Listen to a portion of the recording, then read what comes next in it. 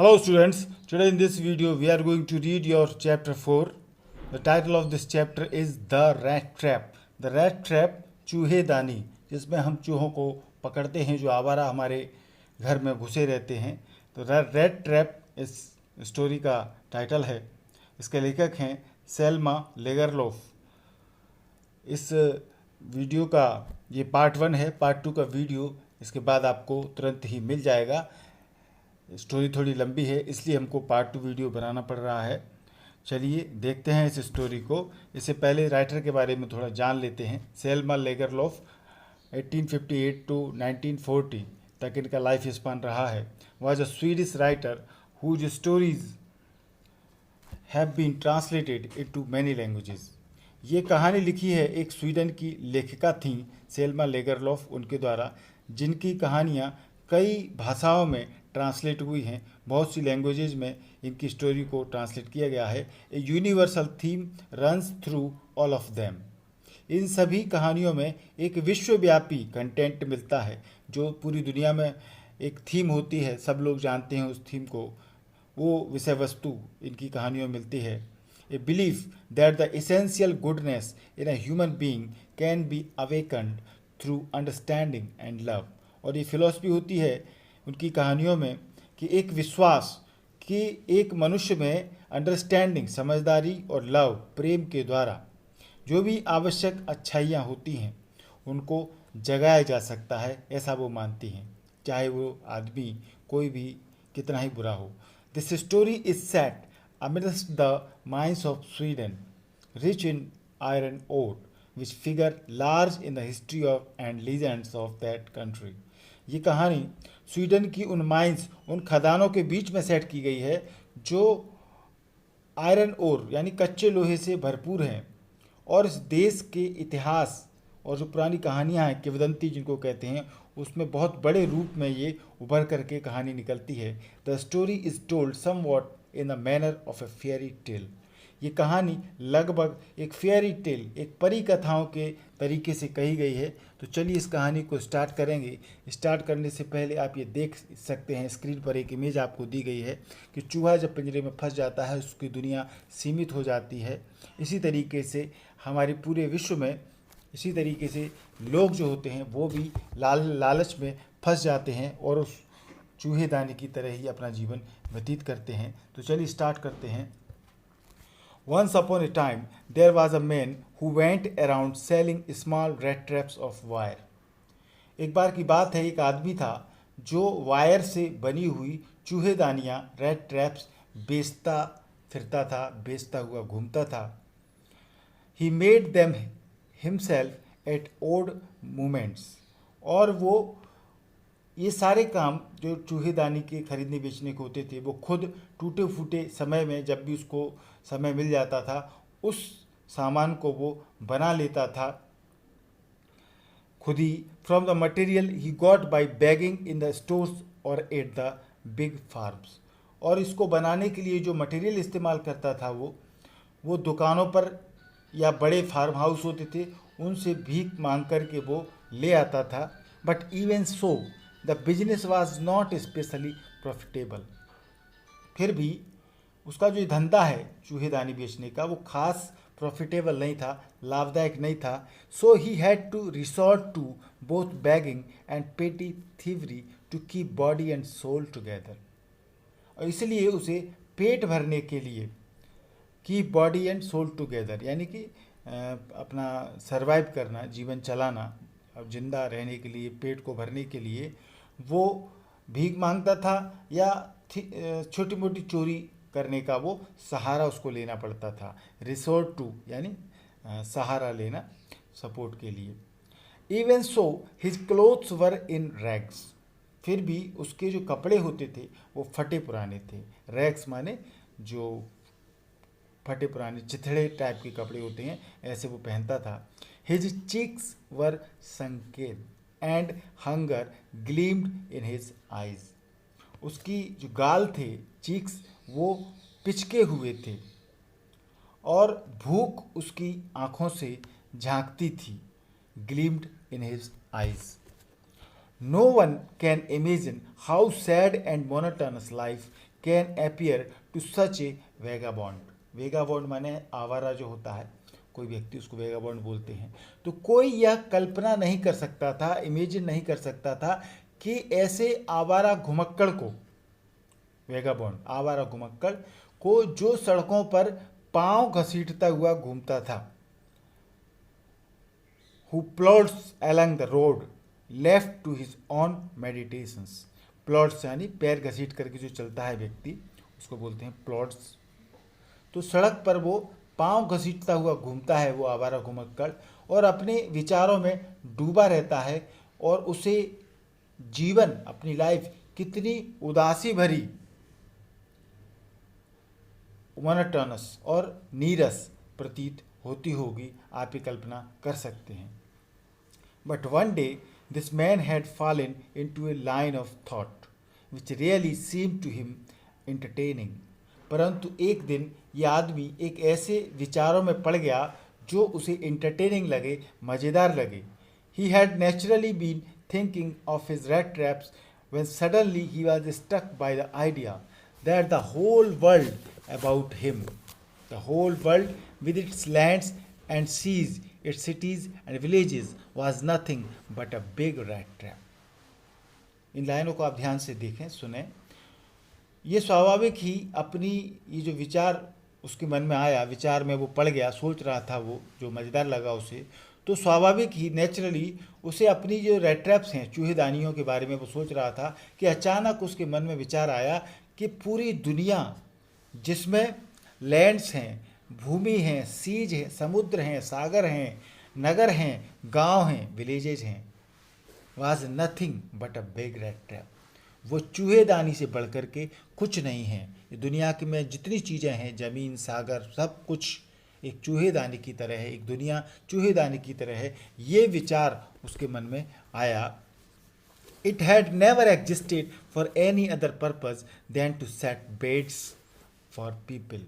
उसका ये मानना था कि इन सब चीज़ें जो होती हैं ज़मीन पर, दुनिया में, इसके अस्तित्व का अर्थ लोगों को चारा डालने के लिए, बेट्स, BAITS, बेट्स जो है यानी चारा, यानी कि फंसाने के लिए, जो चूहे को जैसे हम दाना डाल देते हैं, रोटी डाल देते हैं, फंसाने के लिए कुछ टुकड़ा डाल देते हैं मांस का या कुछ ऐसा, तो ऐसे ही हर आदमी के लिए, लालच के लिए दुनिया में कुछ ना कुछ चीज़ें बनी हैं।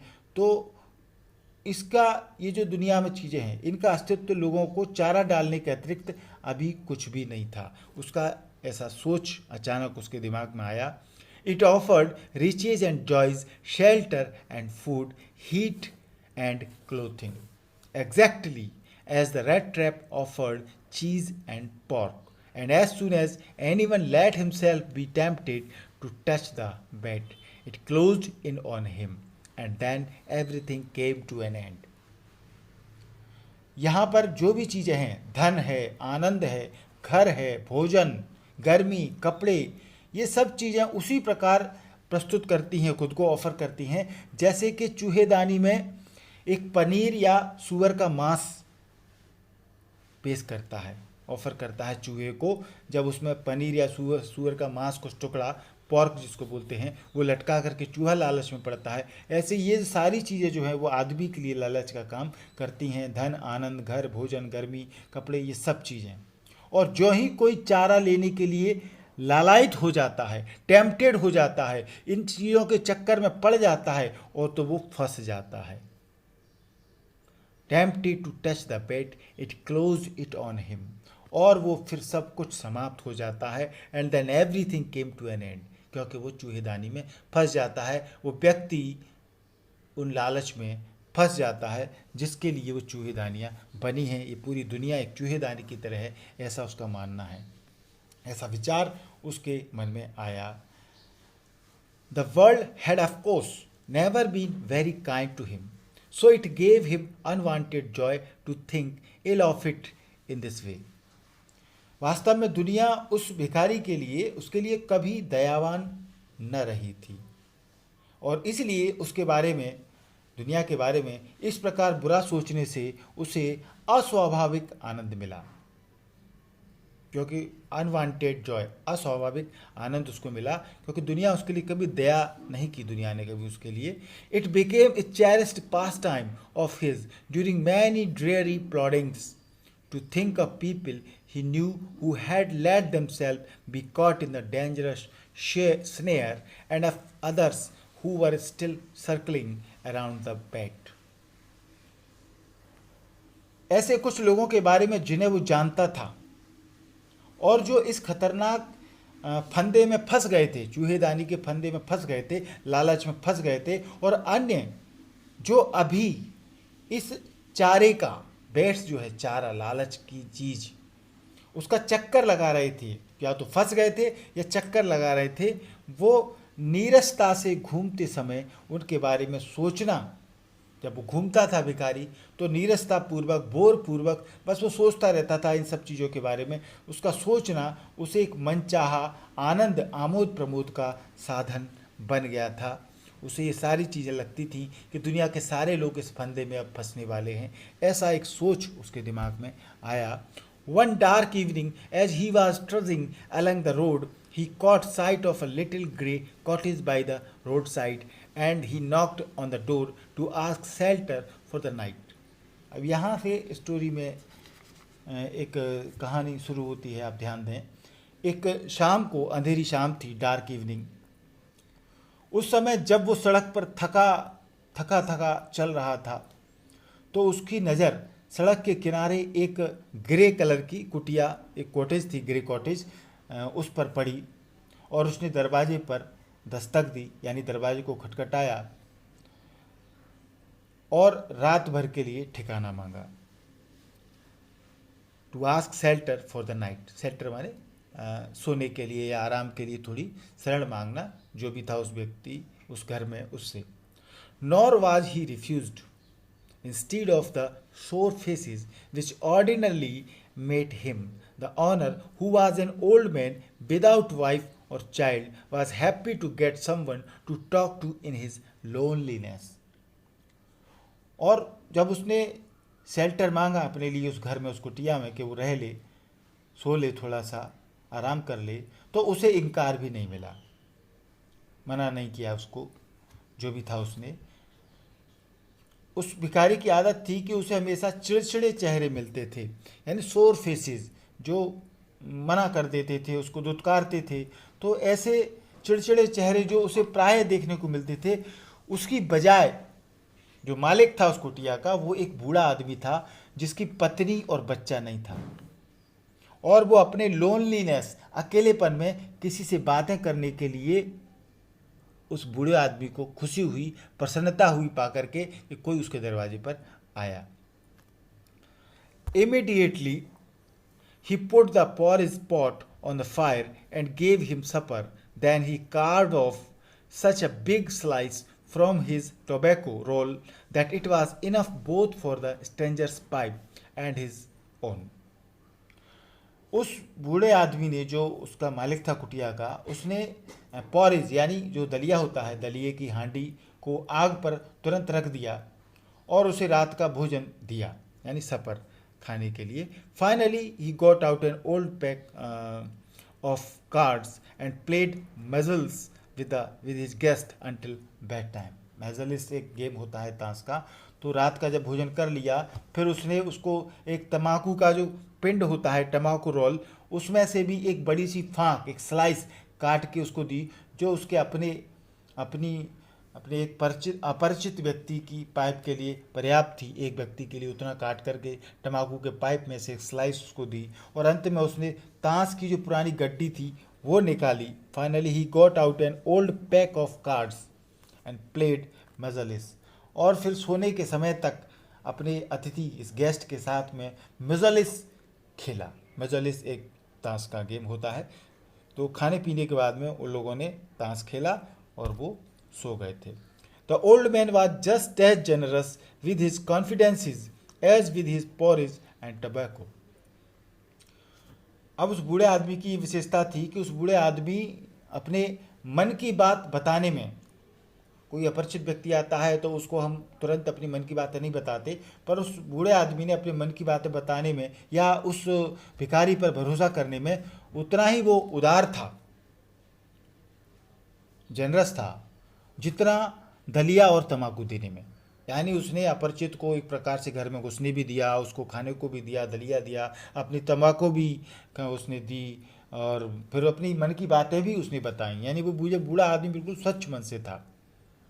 The guest was informed at once that in his days of prosperity his host had been a crofter at Ramsjo Iron Works and had worked on the land. और उस बूढ़े आदमी ने अपने अतिथि को तुरंत बता दिया कि जब उसके अच्छे दिन थे तो वो अपने अच्छे दिनों में राम्स जो आयरन वर्क्स, ये एक लोहे की फैक्ट्री का नाम है, ये आपको अक्सर इस स्टोरी में पढ़ने को मिलेगी, तो आप याद रखें। राम्स जो आयरन वर्क्स में वो किसान था, ये बूढ़ा आदमी बताता है अपनी कहानी को, और खेती करता था। Now that he was no longer able to do day labour, it was his cow which supported him. अब वो बूढ़ा हो गया है, मजदूरी नहीं कर सकता, मेहनत नहीं कर सकता, तो उसका गाय से गुजारा चलता है। एक गाय है अच्छी उसके पास, उससे गुजारा उसका बूढ़े आदमी का चलता है। Yes that Bose was extra ordinary, वो कहता है कि मेरी जो गाय है वो बहुत ही असाधारण है, एक्स्ट्रा ऑर्डिनरी है। She could give milk for the creamery every day and last month he had received all of 30 kroner in payment.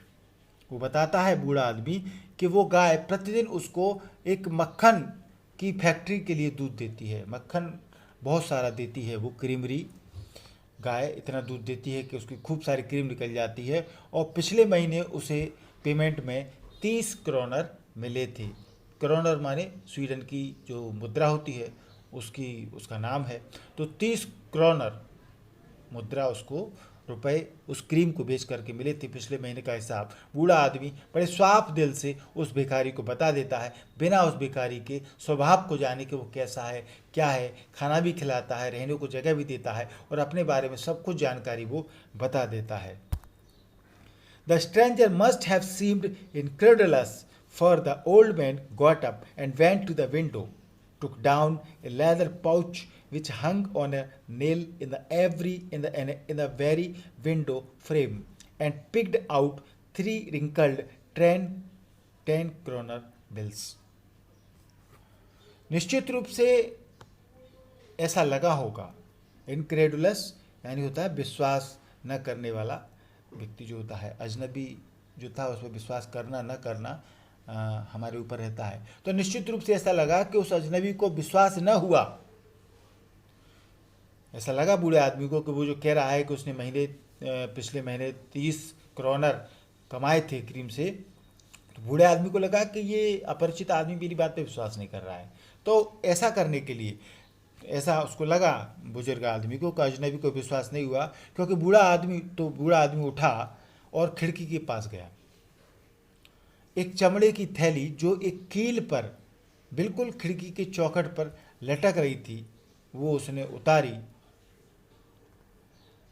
Leather pouch यानी जो चमड़े की पाउच थी उसको उसने लिया। Which hung on a nail in the very window frame, जो खिड़की की कील पर चौखट पर वो लटक रही थी। उसने उसको picked out 3 wrinkled 10 kronor bills, और उसमें से उस थैली में से उसने 10 के क्रोनर के मुड़े हुए नोट निकाले, ये दिखाने के लिए सीधा सा कि हाँ उसके पास पैसे हैं, उसने ये पैसे कमाए थे उस क्रीम को बेच करके।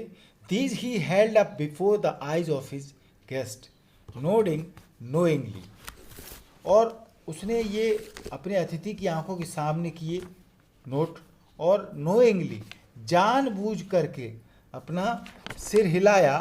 देन स्टफ्ड देम बिंग बैक इनटू द पाउच, और फिर उन पैसों को उस थैली में ठूस दिया। स्टफ्ड माने ठूस देना द्वारा से। The next day both man got up in good season, अगले दिन दोनों आदमी बड़े तरोताज़ा उठे। गुड सीजन माने खुश और ताज़ा, अच्छे स्वभाव से उठे वो। द क्रॉफ्टर, क्रॉफ्टर माने जो छोटा किसान था, बूढ़ा आदमी, क्रॉफ्टर माने छोटा किसान होता है, छोटा मोटा, उसको बोलते हैं। The crofter was in a hurry to milk his cow, किसान को गाय दोहने के लिए, दूध जो लेते हैं गाय से, तो दोहने के लिए जल्दी में था, वो जाना था। And the other man probably thought he should not stay in bed when the head of the house had gotten up, और जो भिखारी था दूसरा आदमी, उसने संभवतः सोचा होगा कि जब घर का मुखिया ही उठ गया है तो उसे भी बिस्तर में लेटे नहीं रहना चाहिए। They left the cottage at the same time, उन्होंने जो कुटिया थी छोटी सी, बूढ़े आदमी ने और उस भिखारी ने, दोनों ने एक साथ वो छोड़ दी कुटिया, चूहेदानी बेचने वाले ने और वो जो किसान था छोटा बूढ़ा बूढ़ा आदमी, उसने, दोनों घर से निकल गए। The crofter locked the door and put the key in his pocket, उस किसान ने दरवाजे को ताला लगाया और चाबी जेब में रख ली। The man with the red traps said goodbye and thank you and thereupon each went his own way, और वो चूहेदानी बेचने वाला जो व्यक्ति था, वो आदमी ने विदा कहा, गुड बाय कहा और धन्यवाद दिया उस बूढ़े आदमी को, और उसके बाद वे अपने अपने रास्ते चले गए। But half an hour later the red trap peddler stood again before the door, peddler माने जो फेरी वाला होता है, चूहेदानी बेचने वाला, वो पेडलर भी था, फेरी वाला, क्योंकि वो गली गली घूमता था, चूहेदानियाँ बेचता था। तो अब देखिए कि आधा घंटे बाद चूहेदानी जो फेरी वाला था वो फिर दरवाजे के आगे आ खड़ा हुआ, उसी कुटिया के आगे आधे घंटे बाद। He did not try to get in, however, उसने परंतु अंदर जाने का प्रयास नहीं किया। He only went up to the window, वो केवल खिड़की तक गया। स्मैश्ड अ पेन, उसने शीशा तोड़ा खिड़की का। स्टक इन हिज हैंड, अपना हाथ अंदर डाला। And got hold of the pouch with the 30 kronor, और 30 क्रोनर वाली थैली को पकड़ा, उसने लिया। He took the money and thrust it into his own pocket, उसने धन पैसा जो था 30 क्रोनर निकाले और उनको अपनी जेब में ठूंस लिया। थ्रस्ट माने ठूंसना। Then he hung the leather pouch very carefully back in its place and went away, फिर उसने बड़े ध्यान से उस थैली को उसी जगह पर लटका दिया और वहाँ से वो चला गया। यानी कि आप समझ सकते हैं चूहेदानी वाले ने थोड़ी सी चोरी करने की कोशिश की, उसने उस बुजुर्ग आदमी के वो पैसे ले लिए जो उसने बड़ी ईमानदारी से उसको बताए थे। As he walked along with the money in his pocket, he felt quite pleased with his smartness. अब जब वो चूहे बेचने वाला जेब में अपना पैसा लेकर के चलता गया वो, तो अपनी स्मार्टनेस पर बहुत खुश था। He realized, of course, that at first he dared not continue on the public highway, but must turn off the road into the woods. और उसे अनुभव हुआ, रियलाइज किया उसने, रेड ट्रैप वाले ने, चूहेदानी बेचने वाले ने, कि जो हाईवे है, सार्वजनिक जो सड़क है, लोग जिस पर चलते हैं, उस पर चलने के बजाय उसे सड़क छोड़ करके जंगल में मुड़ना चाहिए, क्योंकि चोर सीधे रास्ते पर तो नहीं चल सकता, उसके मन में हमेशा डर बना रहता है। During the first hours this caused him no difficulty, पहले कुछ घंटों में तो उसे कोई डिफ़िकल्टी, कठिनाई नहीं हुई। Later in the day it became worse, for it was a big and confusing forest which he had gotten into, परंतु बाद में दिन के समय खराब हालत हो गई, स्थिति बिगड़ गई, क्योंकि जिस जंगल में वो आ गया था वो बड़ा ही चकराने वाला जंगल था। He tried to be sure to walk in a definite direction, but the paths twisted back and forth so strangely. उसने ये निश्चित करने के लिए एक सही निश्चित दिशा में चलने का प्रयास किया, परंतु रास्ते आगे पीछे बड़े विचित्र ढंग से ऐसे मुड़ रहे थे कि वो उसी जगह आ जाता। He walked and walked without coming to the end of the wood. वो चलता रहा, परंतु जंगल के किनारे पर न पहुंच नहीं पाया। And finally he realised that he had only been walking around in the same part of the forest, और अंत में उसने समझ लिया कि वो जंगल के उसी एक भाग के चक्कर काट रहा था। All at once he recalled his thoughts about the world and the rat trap. Now his own turn had come. और अब अंत में उसने समझ लिया कि इस जंगल के उसी भाग में वो चक्र काट रहा था, एकदम दुनिया की उस चूहेदानी होने के बारे में उसे अपने विचार याद आ गए जो उसने सोचे थे कि दुनिया एक चूहेदानी की तरह है। विचार उसके मन में आया इस जंगल के चक्करगन्नी रास्तों को देख करके।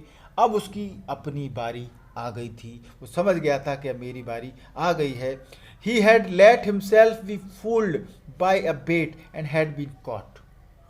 और वो उस चारे या जो चोरी का जो माल था, पैसा, उस चारे से मूर्ख बन गया था और पकड़ा गया था।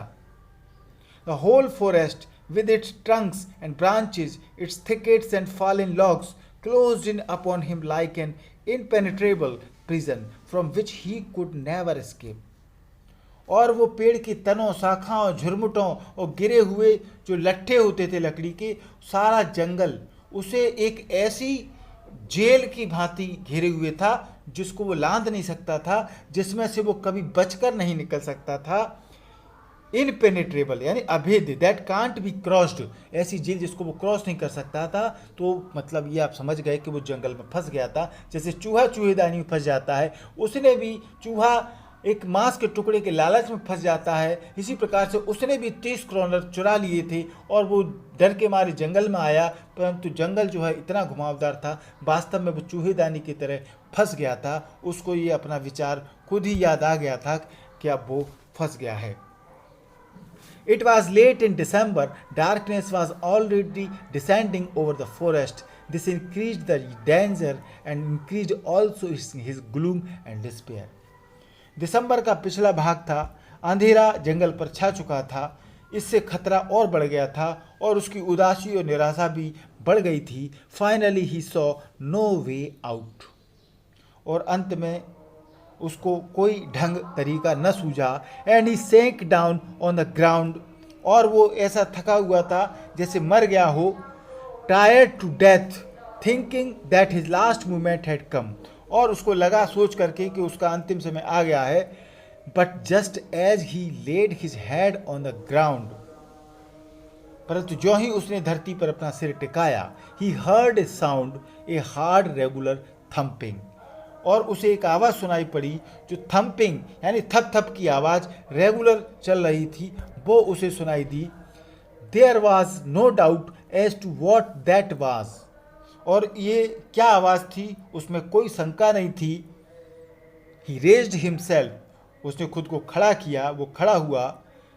Those are hammer strokes from an iron mill, he thought, उसने सोचा कि वे लोहे के कारखाने में हथौड़ों की ध्वनि है।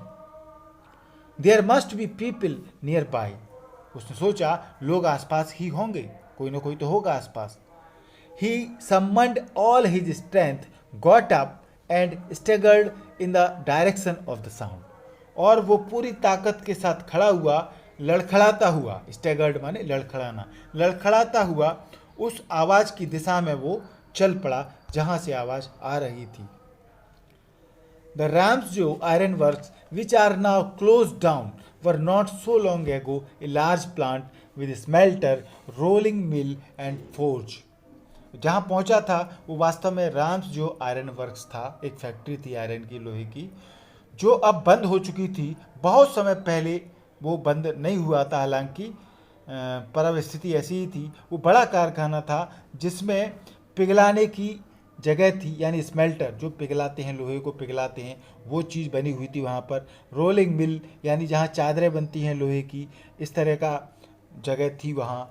फोर्ज यानी भट्टी भी थी, पिघलाने की भट्टी थी, फोर्ज माने भट्टी लोहे की। In the summer time long lines of heavily loaded barges and scows slide down the canal which led to a large inland lake. And in the winter time the roads near the mill were black from all the coal dust which sifted down from the big charcoal crates. अब वो वहाँ की स्थिति बता रहे हैं, गर्मी सर्दियों में वहाँ क्या होता था राम्सजो आयरन वर्क्स में। गर्मी के दिनों में, समर टाइम में, एक भारी लदी हुई माल ढोने वाली जो नौकाएं होती हैं, बार्गेज एंड स्काउज, यहाँ जो बोला गया है, बार्गेज मानी नौका, नाव होती है, और स्काउज ऐसी होती है जिसका तला चपटा होता है, ऐसी नाव होती है। तो वो वहाँ नहर में तैरती आती थी गर्मी के दिनों में, जिनमें माल लदा रहता था, जो एक बड़ी इनलैंड झील की ओर जाती थी। और सर्दी के दिनों में, विंटर टाइम में क्या होता था, कारखाने के पास की सड़कें उस कोयले की धूल से काली हो जाती थी। चारकोल जो कच्चे कोयले की होती हैं, क्रेट्स माने जो टोकरियां होती हैं, उनमें भर कर के कोयला जाता था, तो कोयले की धूल छन छन के उतरती थी, तो वहाँ की सड़कें जो थीं वो कोयले की धूल से काली हो जाती थीं और बड़े बड़े कोयले के खांचों से छन छन करके गिर पड़ती थीं।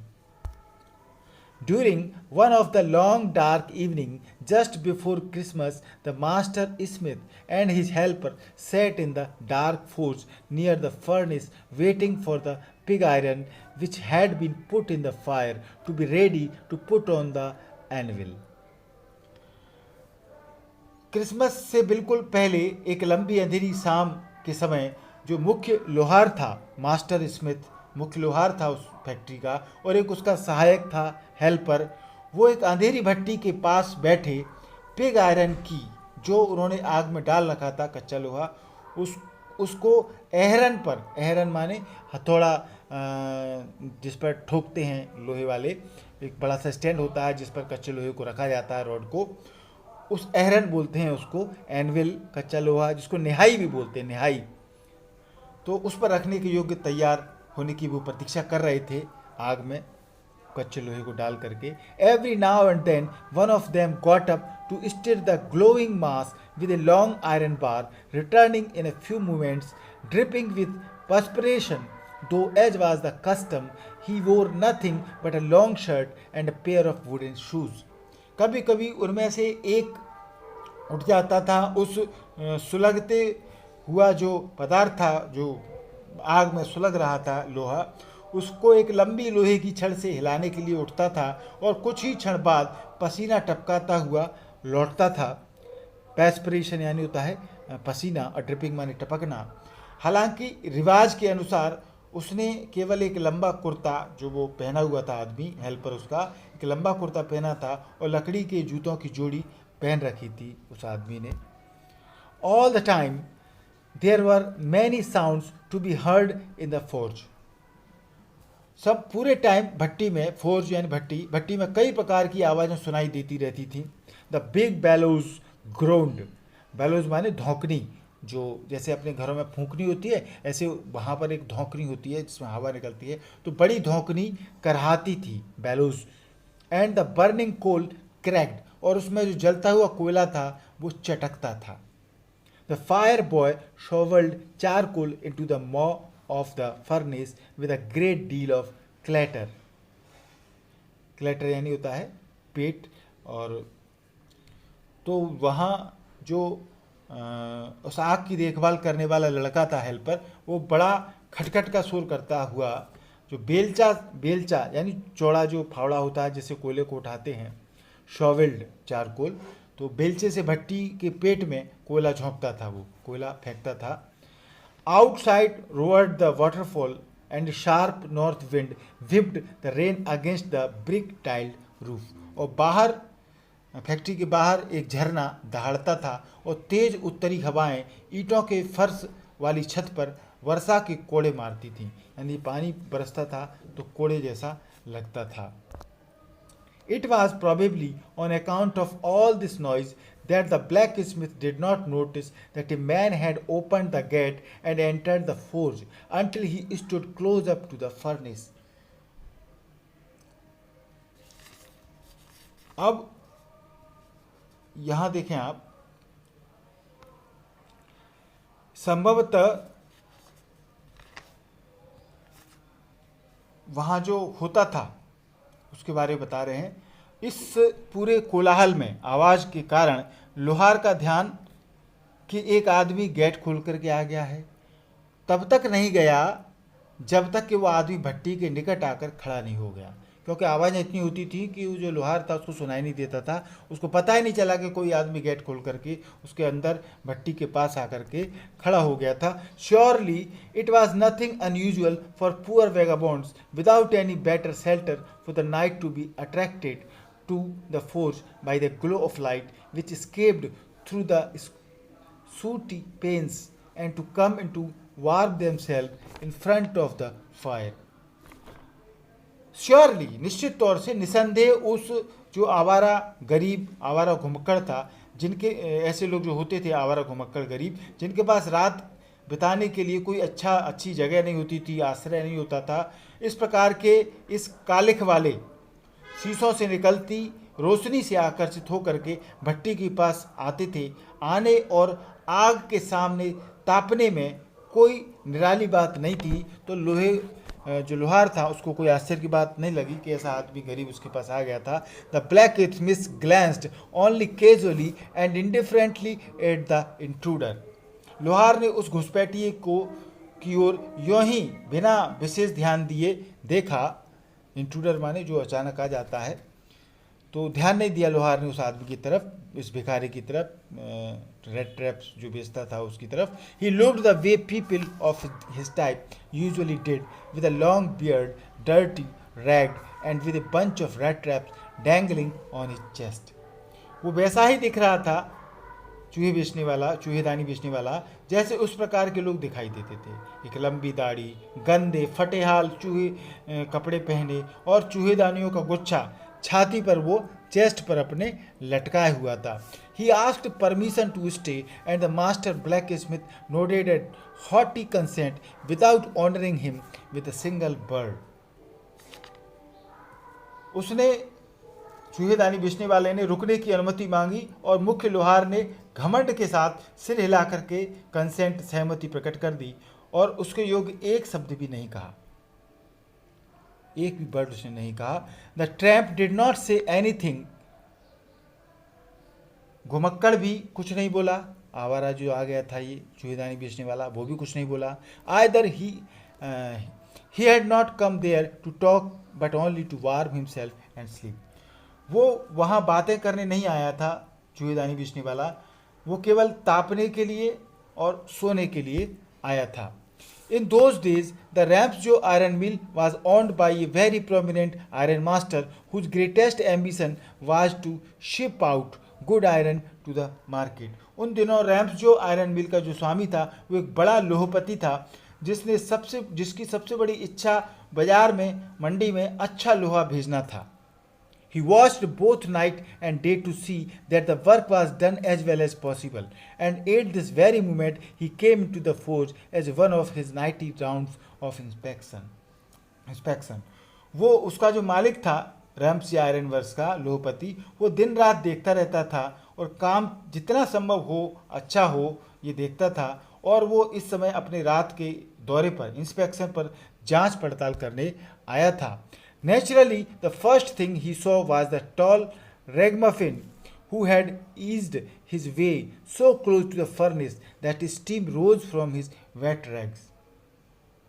स्वाभाविक ही उस मालिक की पहली नज़र उस लंबे गुदड़िए, यानी गुदड़ी जैसे कपड़े पहने हुए, रैग मफिन जिसको बोलते हैं, फटे पुराने कपड़े पहने हुए चिथड़े जैसे, उस पर पड़ी, जो भट्टी के इतना पास खड़ा था कि उस गीले फटे कपड़ों जो वो पहने था उसमें से भाप निकल रही थी। रैग्स माने फटे कपड़े। The iron master did not follow the example of the blacksmith who had hardly deigned to look at the stranger. लोहपति ने लोहारों का अनुसरण नहीं किया। लोहार ने तो ध्यान भी नहीं दिया था उस भिखारी की तरफ, पर उसने, मालिक ने ऐसा नहीं किया। जिन्होंने उस अजनबी की ओर देखना भी उचित नहीं समझा था, उस लोहार की तरह व्यवहार नहीं किया उस मालिक ने। वो उसके निकट गया। He walked close up to him, looked him over very carefully. बड़े ध्यान से उसने देखा। Then tore off his slouch hat to get a better view of his face. और फिर उसने और अच्छी प्रकार से चेहरा देखने के लिए अपना जो झुका हुआ हेड था, खुद वो पहने हुआ था मालिक, अपना टोप उसने झटपट उतारा, देखा कि कौन है। But of course it is you, Nils Olof, he said, how you do look. तो उसने तुरंत कहा मालिक ने, परंतु निस्संदेह आप नील्स अलोफ हैं। उस भिखारी से कहा, आप नील्स अलोफ हैं। वो बोला, आप कैसे दिख रहे हैं। The man with the red traps had never before seen the iron master at रैम्सजो।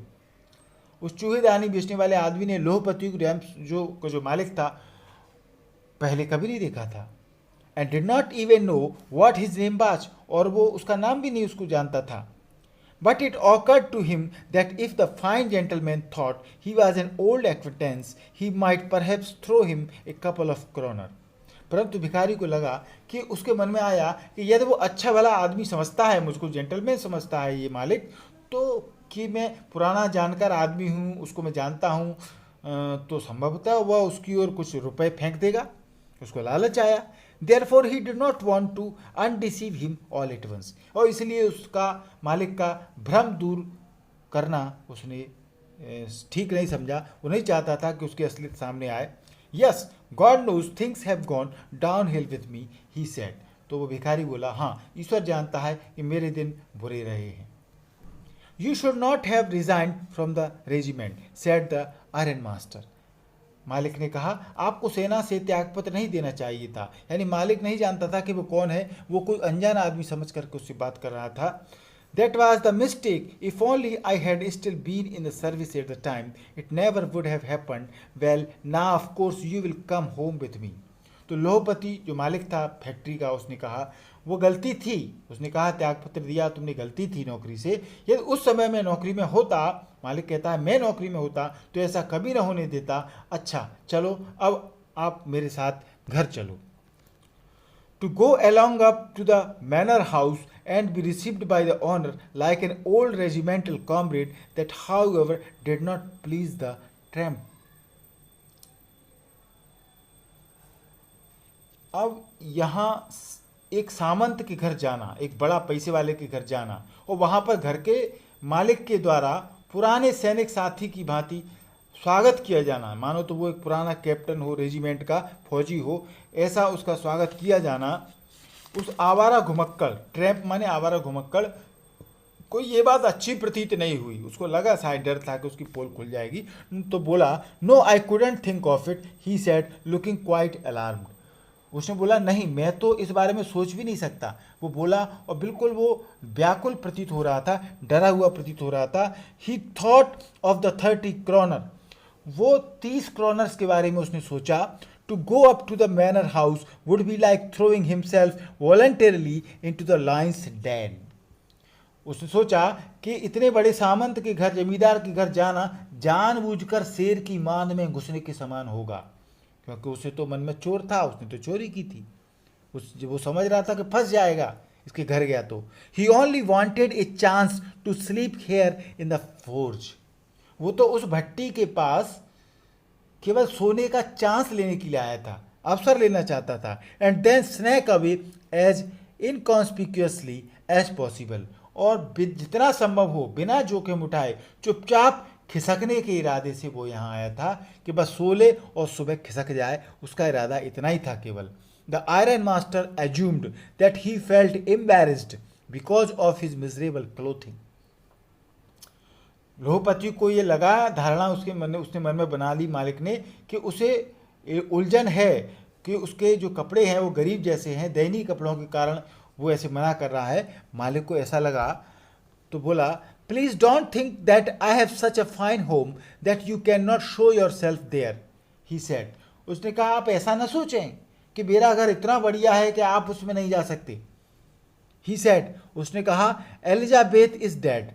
अब वो तो ऐसी बात कर रहा है मालिक, मानो तो वो सामने वाला भिखारी सब कुछ जानता है उसके बारे में। तो वो अपने बारे में बताता है कि एलिजाबेथ यानी उसकी पत्नी का नाम होगा ये, तो वो कहता है कि वो मर चुकी है, वो नहीं है। As you may already have heard, जैसा कि पहले ही आपको पता लग चुका होगा, एलिजाबेथ मर चुकी है। माई बॉयज आर एब्रॉड, मेरे लड़के विदेश में हैं। And there is no one at home except my oldest daughter and myself, और मेरे घर में मेरी बड़ी बेटी और मेरे अलावा कोई नहीं है। We were just saying that it was too bad we didn't have any company for Christmas.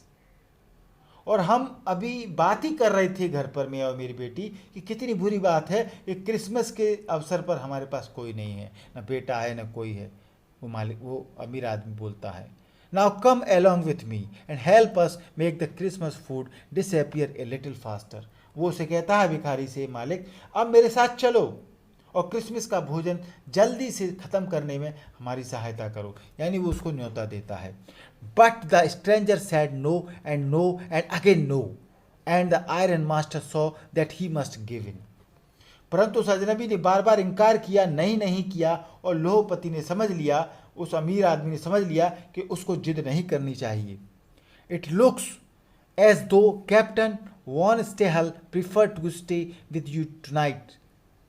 यहाँ पर कुछ ये नाम दिया है। वो कहता है ऐसा लगता है कि कैप्टन वन स्टॉले आज रात तुम्हारे साथ रहना चाहते हैं। स्टर्जर्न स्ट्रम he said to the master blacksmith and turned on his heel. उसने अपना जो मुख्य लोहार था उससे कहा घूम गया, परंतु वो जाते जाते खुद हंसा।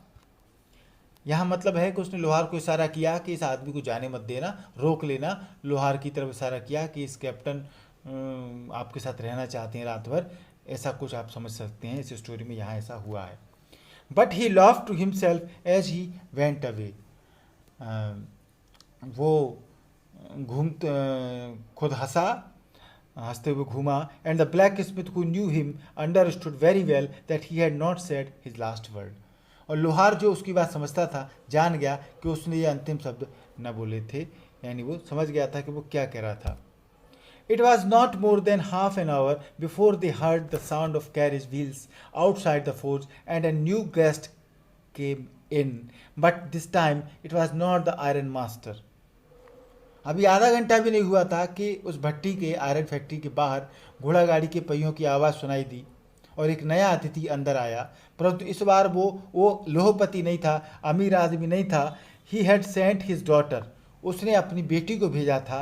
Apparently hoping that she would have better powers of persuasion than he himself. कि शायद उसे आशा थी कि उसमें उसकी उपेक्षा मनाने की अधिक शक्ति है। यानी वो समझता था मालिक की बेटी को भेज करके कि बेटी शायद उसको कैप्टन जिसको वो समझ रहा था उस भिखारी को वो ले आएगी अपने घर पर। She entered followed by a valet carrying on his arm a big fur coat.